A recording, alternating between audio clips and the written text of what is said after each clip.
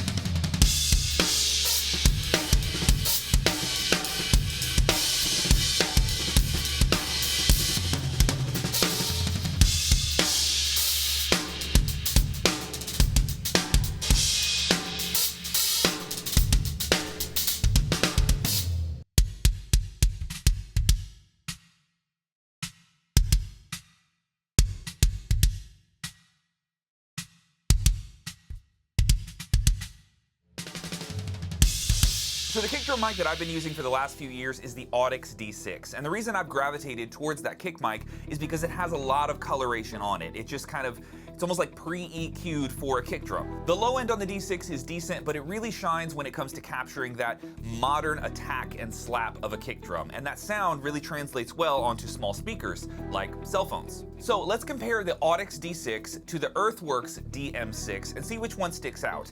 The preamps, plugins, and gain levels here are all identical. Let's see what happens.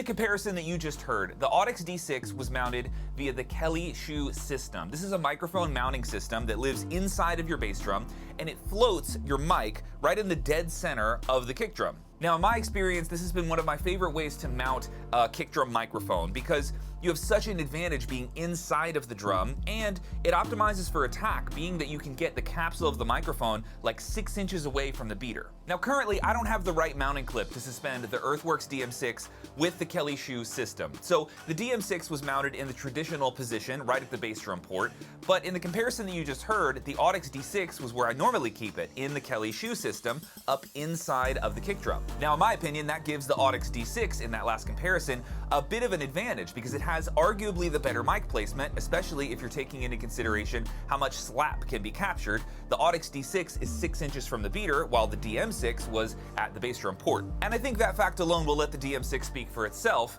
but I know a handful of you are gonna say, you know, that's not the most fair comparison. These mics should be in the exact same place for a true comparison. And you're absolutely right. So here are both of these mics placed at the kick drum port right next to each other. Identical mic placements, preamps, plugins, and gain levels. Check it out.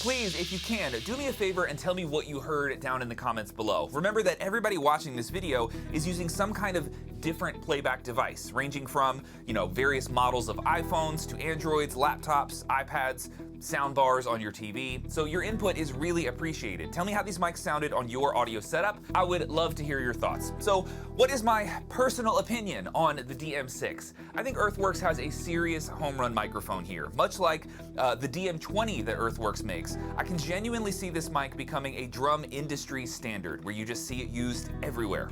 Its ease of use, its build quality, and the blend of attack and low end is just phenomenal. I feel like I'd be an idiot to not use this as my main mic moving forward. I'm most impressed with this mic's range. On my studio speakers here, the lows that I'm capturing are the lowest that I've ever heard coming from my kick drum, and the same with the highs. Just truly an incredible frequency range from top to bottom, and that makes EQ so easy. I found that I can mix my kick drum when recorded with this mic in under a minute with all of my go-to plugins, and that is just a huge time saver for me, not having to sit there with 5 bands of EQ tweaking to get the right tone. When you have a really good frequency response on a microphone and you capture a full range, what happens is when you bump your EQ, let's just say 500 hertz to get a little bit of meat out of your kick drum, it responds really well. Just a slight little boost to 500 and all of a sudden the low end just comes alive. Same with the high end, a little boost at 7K or 9K and the slap just comes alive because you captured this full range, right? So all that said, well done Earthworks. I give this mic a 9.9 out of 10 only because it doesn't come in black. Make it in black for the full 10. Come on, guys. Thank you so much for watching, guys. I appreciate it as always. Adam here, the Orlando Drummer, and I will catch you in the next one. Later.